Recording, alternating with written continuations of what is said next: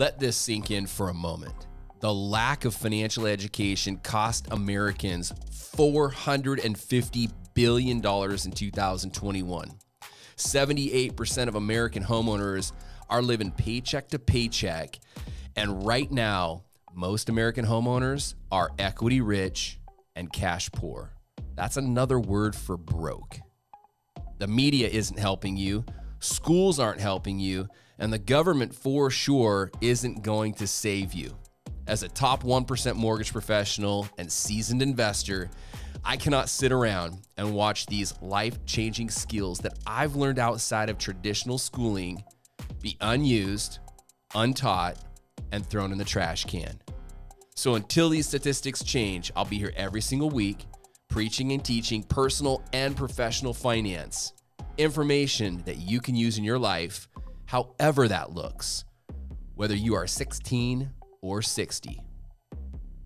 All right, hey, we got a great episode today. We are about a week out from Thanksgiving 2022. What a year. And I don't think there's any better way to put a bow on this year than to end it with an episode specifically for first-time homebuyers. So today's episode is titled The 2023 First-Time Homebuyer. And in my opinion, I've got one of the best Seattle area real estate agents. I've worked with Danny a few times, and I've really admired how he works with first-time home buyers in the Seattle market. So, hey, Danny Greco with Keller Williams, welcome, buddy. Thanks, Dan. Pleasure to be here. I appreciate it. Yeah, this is going to be good. In fact, you and I had coffee about a week ago. We were really talking about just the year and what first-time home buyers have had to go through, and you gave me a really good analogy. We'll come back to this in a minute, but share that analogy that you gave me when I asked you about working with first-time home buyers and the market and everything, about a flock of birds. Yeah, it's not just for this market too. It's always fascinated me how buyers and really consumers just kind of, they're all on the same frequency. And it reminds me of, you know, when you're looking out and driving the car or something, you see those large flocks of birds and they all kind of move in all these various directions, but they all move together like on a dime, and they all turn and they're all coordinated and synchronized. They go up, they dive, whatever it is. And consumer behavior, especially buyer behavior in our market, has always kind of reminded me of that. Mm-hmm. Like, regardless of what's going on in the market, rates, prices, they just seem to be always on the same frequency. They exit the market at the same time. They accelerate into the market at the same time. So it's always been interesting for us when there's been times where we're kind of, you know, twiddling our thumbs a little slower than normal. We're going, This is a great opportunity. Where is everybody? Looking for the salmon that's, you know, go against the stream. Yep. I promise that's the last wildlife reference I make.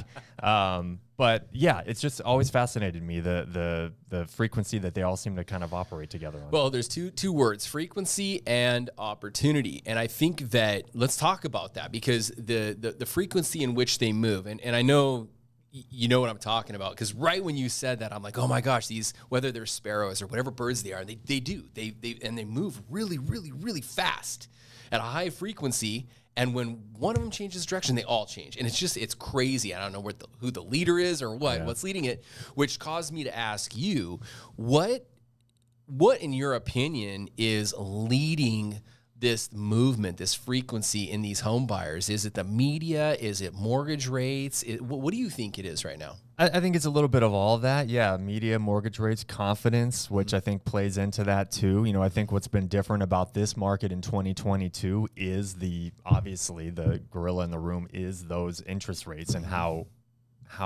tremendously they've increased year to date. Yeah. So we always see ups and downs in terms of buyer frequency in every market, but this year has really been a year of two halves, really, a Jekyll and Hyde kind of a year. I mean, the first half can be defined in one way and the second half in another. So I think a lot of it is media related, and I think that's our biggest hurdle to overcome as professionals in this industry, kind of removing what they've heard on the headlines, what they've read in the headlines, and actually giving them the real story. Well, I mean, I'll pull up a great example. So the other day I took a screenshot of this, Danny, and you've probably already seen this.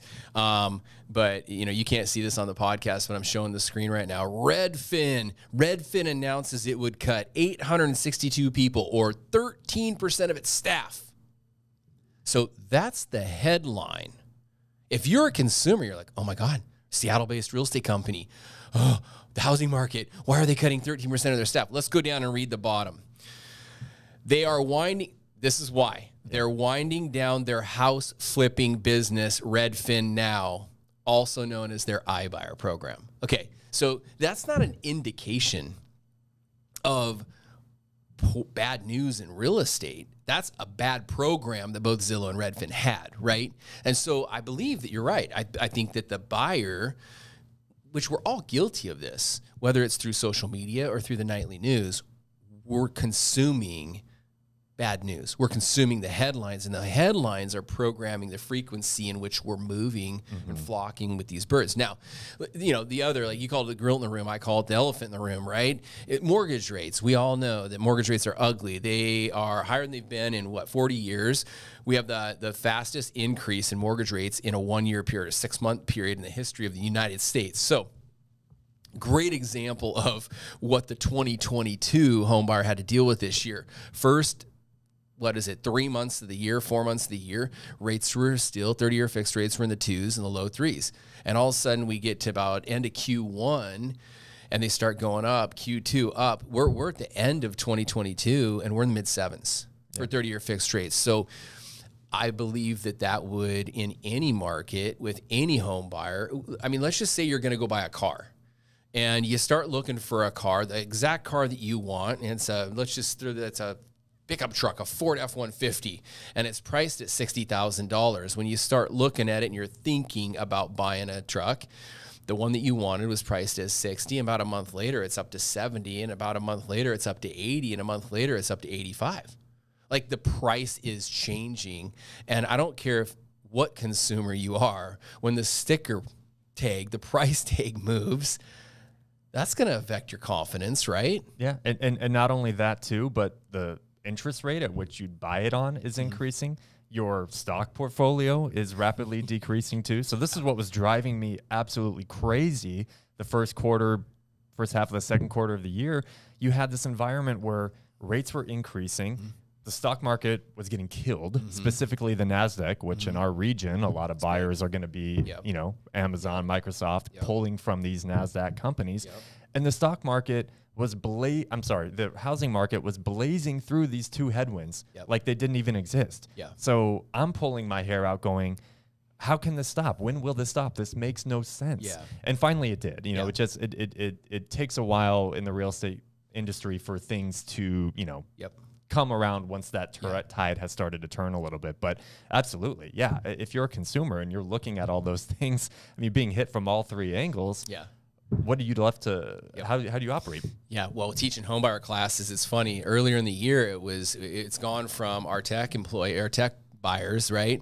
They're like, yeah, I'm going to, you know, cash out some stock, or I've got, you know, X thousands of dollars in Amazon stock or Google stock or whatever, and I'm going to use this for my down payment. That's been the last 5 years. This year, the mood has changed that I need to reevaluate that because I don't know if I have the money there or if it's going to be there, right? So there's a lot of, the consumer confidence around home buyers has dipped because of the uncertainty or because of the movement and the changing of the price tags and the economy. But let's talk about now. So we're end of the year. I believe that interest rates in the next 2 or 3 months have the potential to go a little bit higher. I believe we are going to hit a ceiling. I believe that the Fed is going to apply enough pressure to push down inflation. We'll see that here in the coming days, right? To see if that year over year, if that has made an impact. The Fed just recently raised the Fed rate again, 75 basis points. So they're doing this to tame inflation. We all know this from previous episodes that as soon as inflation gets under control, mortgage rates move with inflation, okay? And I'm going to actually put up on the screen right now, if you're watching this on YouTube, look at this chart right now, and you can see how inflation and 30-year fixed rates have moved with each other since 1970. When one goes up, the other goes up. When one goes down, the other goes down. And so we know that the Fed is working hard to tame inflation. When inflation comes down, rates will come back down.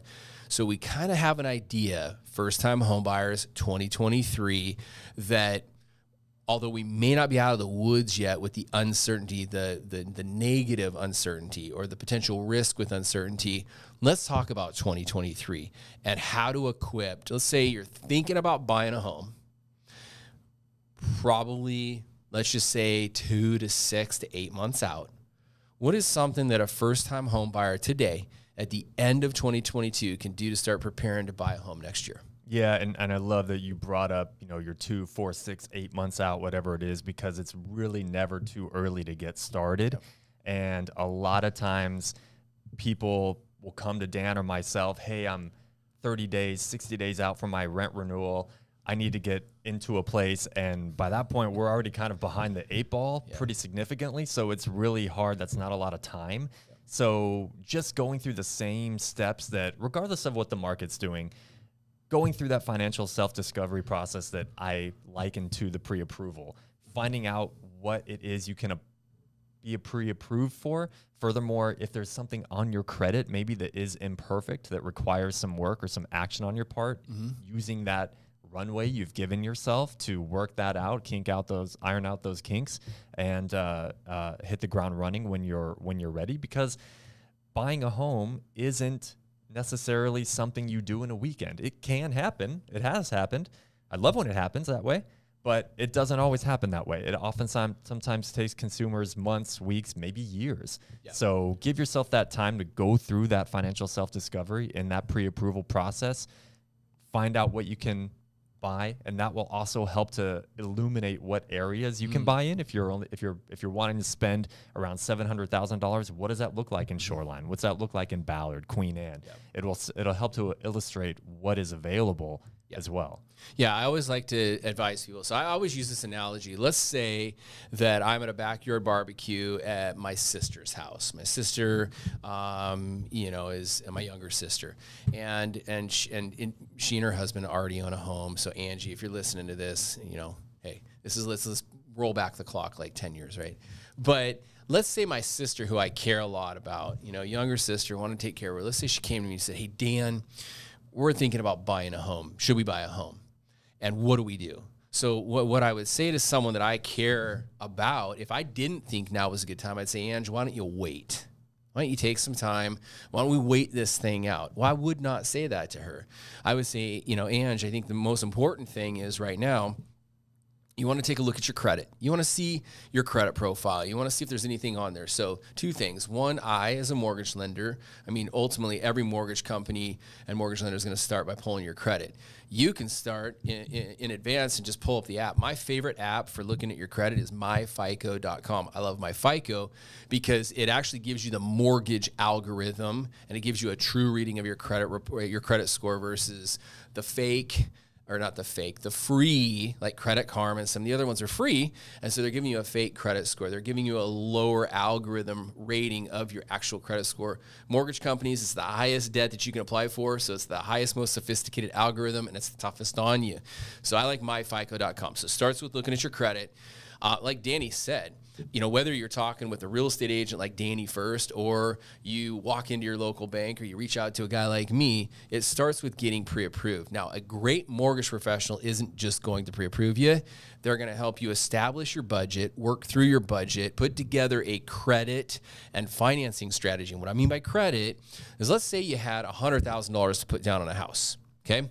But you had 2 credit cards that were at 18%, 22%, or you had a car loan that was at 7%, but you only owed about $16,000 on that car loan. It might make sense to pay off that car loan and put less money down on a house, right? So having a credit, debt, and financing strategy with a mortgage professional is super important. From there, you can get options. It's not just one option. Biggest myth in our industry is that you got to put 20% down. You don't. You can put as low as 0 or 3 or 5% down. So a financing strategy with a mortgage professional. From there, we can now equip a guy like Danny to go out and look at your price points, look at what's available in different areas. I know you sit down with your clients and you do what's called a buyer's consultation. So again, we're trying to teach you how to prepare. What would someone expect if they sat down with you and went through a buyer's consultation with you? You're pre-approved. Let's say, hey, you're pre-approved with Dan for $750,000 with 10% down. What would you do? What would you ask? What would you want someone to learn about what a buyer's consultation is? Yeah, you said some trigger words in there which were really great. One of them being options. And I think that's really the focal point of what you're getting when you meet with a real professional on the real estate and mortgage side is explaining what those options are. Any monkey can say, hey, you're pre-approved for X. There you go. But what we really are interested in is, okay, how can we go a step further, dig a little deeper, find out what your goals are, and then actually apply that to what you've been pre-approved for. So when I'm meeting with buyers, and this is whether they've been already met and been pre-approved with a lender or not, we're really discussing goals and timelines. I mean, it's kind of structured it in a way. Oftentimes, I'm sure they think I'm the one being interviewed, but I feel like I'm more interviewing them, seeing where they're at with their goals and timelines. And I ask a lot of loaded questions. The first one being, what are your goals for this property? How long do you plan on owning it? If they tell me, you know, I'm just planning on having it for 2 or 3 years, that's a different conversation. Maybe I'm not advocating being a homeowner. Sure. If you're only planning on having something for 2 to 3 years, and I get life gets in the way sometimes and it can change plans, you know, I understand that, but that's putting an awful lot of pressure in a very short amount of time on the market appreciating and that asset performing in that short amount of time. So it's really getting an idea of what their goals are for the property, using data then to show in the market, okay, you're interested in the shoreline market. Let's see how that's performed over the last number of years. Cool. Let's see what's available around 750,000, and really just empowering them with the data to make sound decisions on their own. The last thing I want to do is spend the buyer's time going around showing houses when they're not sure what they want out of it. And we're just kind of wasting everyone's time. Yeah. What I love about you and data that you'll pull is when you do sit down with a first-time home buyer and you're pulling up, you mentioned shoreline, for example, and there's obviously different parts of shoreline, but you'll find a community that they might be interested in. You're pulling up stats in that area, and again, myths in the market is maybe that, hey, it's listed at 750, we can go in and offer 7.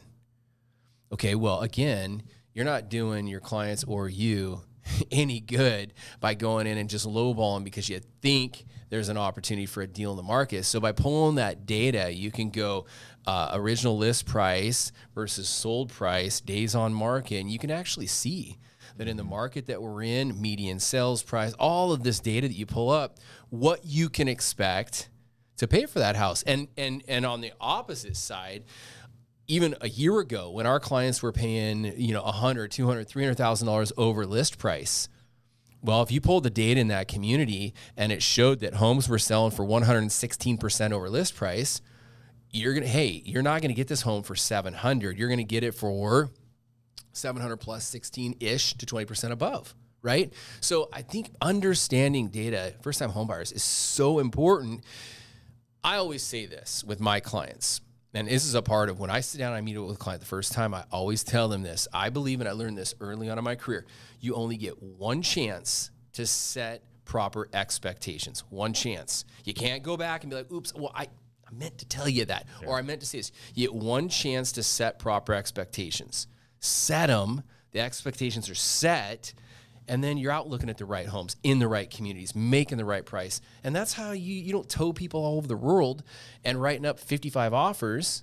Yeah. It's 1 or 2 offers and you get your people into houses. So I think that's so important. Let's move on, because I think our listeners and our first-time home buyer for 2023 needs to understand, all right, there's a process. So getting approved with a mortgage professional, little plug, like myself, where you sit down and you do a credit analysis and get financing options. We establish a budget and approval. We hand it off to a professional like Danny.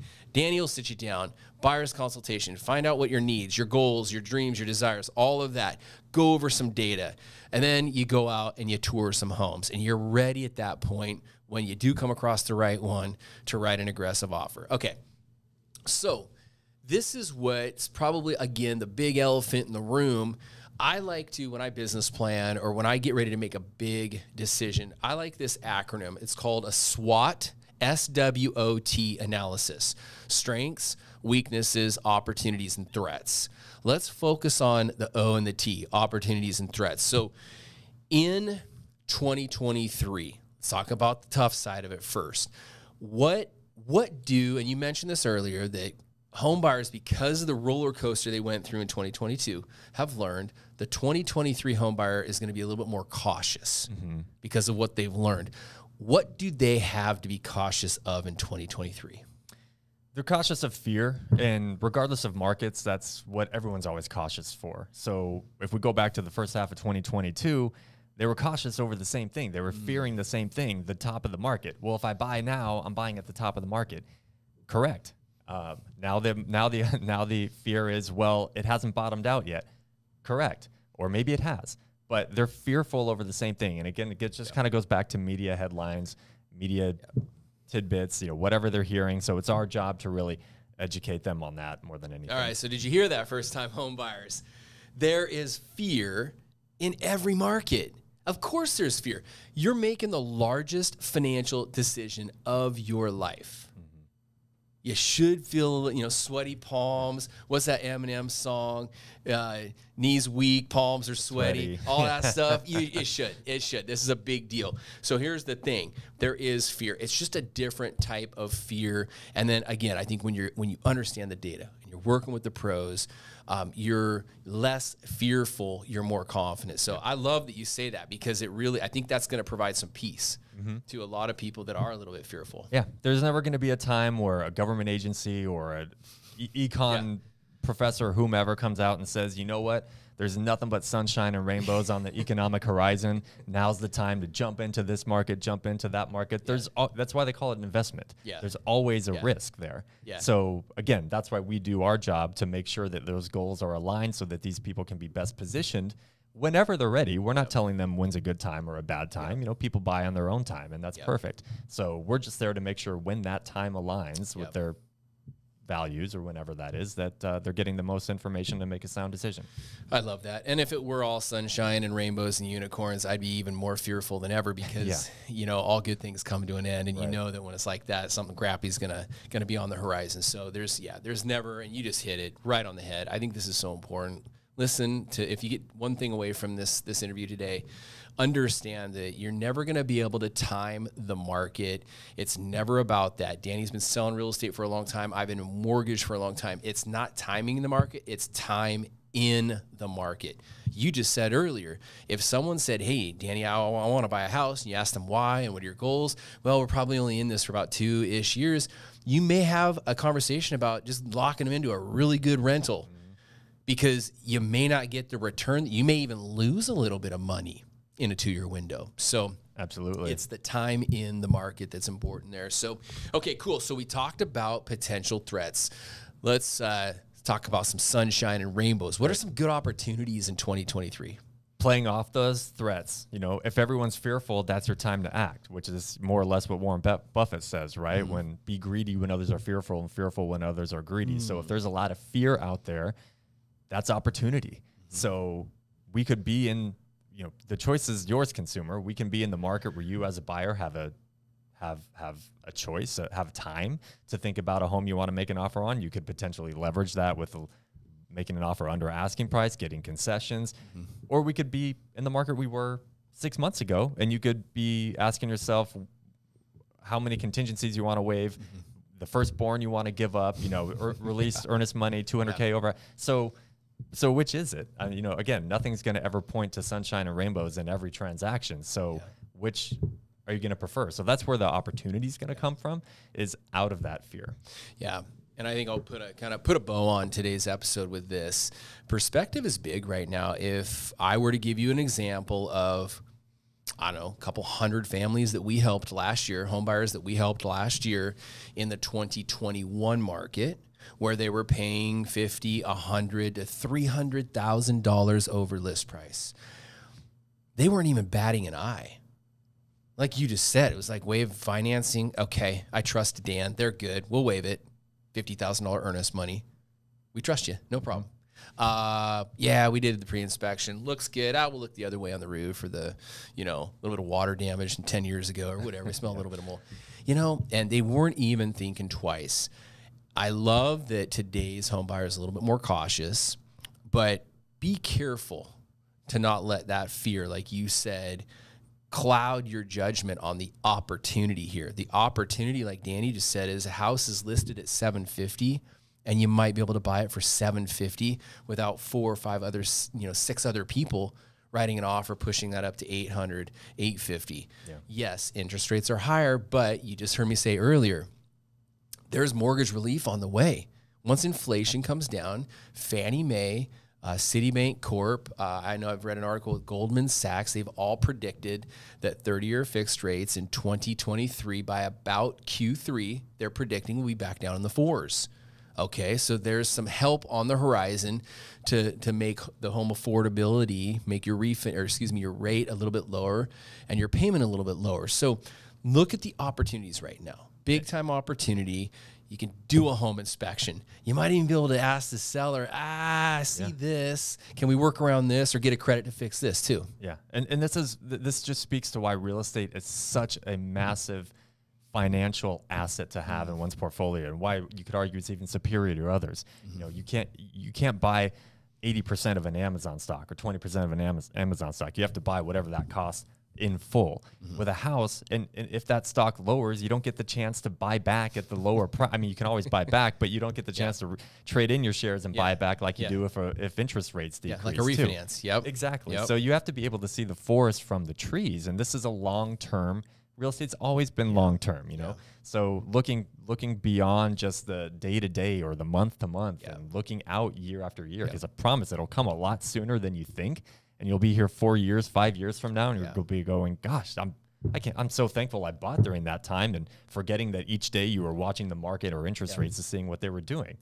Yep. I think you're hitting some really great points. Let's wrap up with this. Couple of myths right now. If you focus on the media, like I just shared that article with you, you're going to get the headline that the media company's pushing, not the facts. Okay. So the housing market's strong. Year over year, I think home values are still up right around 10%-ish. Year over year, there's some markets that we've seen a little bit of pullback that were way overpriced anyways. Month over month, you just talked before we got on today, month over month, I don't know which city or which area you were talking about, but let's talk about month over month. How's the real estate market? And then know that we're in November.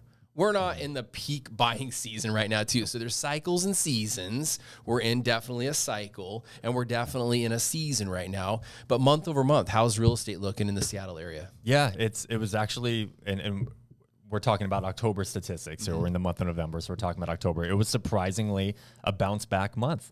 We'd seen kind of these declines month over month, and October really bounced back. So, for example, the median price in Seattle went up month over month $50,000. There you go. $950,000. King County went up $25,000. Cool. East Side has remained at the same 1.35 for the last couple months, which is really interesting that it's been the exact same value. And all this happening while inventory's kind of been flat, maybe rising a little bit. So it's been interesting to see that the increase month over month, despite flat or maybe even slightly increasing levels of inventory. Yeah, remember this, you guys, big picture, long term. Mark Twain said it years ago, buy real estate, they ain't making any more of it, right? The same thing, buy land, he said, they ain't making any more of it. What we're dealing with here in the Pacific Northwest is we're dealing with a housing shortage, a lack of homes for the amount of people that want to live, whether it's even rentals or to buy. So the outlook long-term on real estate's big. If you have a short-term outlook on it, a 1 to 3 year, I tell all my clients, plan on living in a home for 5 years, and you had nothing to worry about. Live in the home for 5 years. You'll come out of it with appreciation, with home equity. You'll come out of it on top. You'll receive the tax benefits, all of that good stuff. You're paying your payment down every single month. So short term, it's good. Month over month, it's good. Long term, very, very bullish on real estate. It's good. As far as anything that I might have missed, let's put a bow on today's episode, which, by the way, Danny, great job.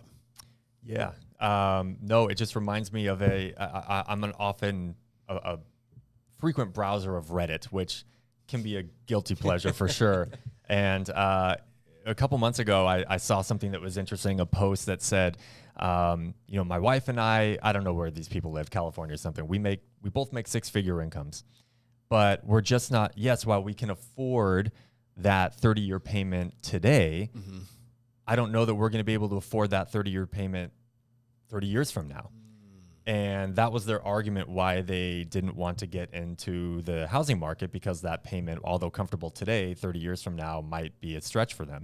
And I thought that's exactly the argument for buying now, because that 30-year mortgage is a hedge against increasing costs. Absolutely. You're buying now to lock in that payment. And then if rates drop and you can reduce that, there you go. Yeah, of course we don't plan on making the same income 30 years from now that we do today. Nobody does.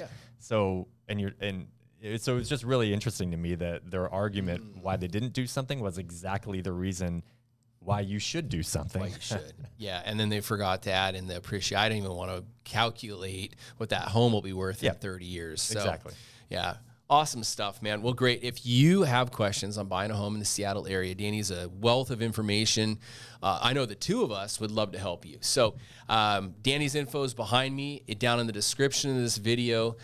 You can reach out to Danny. I'd highly encourage you to have that buyer's consultation with a professional like Danny. It'll be one of the most valuable parts of the home buying process. I hope you found today's episode valuable. Danny, thanks for joining me. I know this was helpful for me. I can't wait to share this, and I can't wait to work with some home buyers with you in the near future. Yeah, let's do it. 2023 will be awesome. It will be. All right, you guys, take care. Until next time, see you later.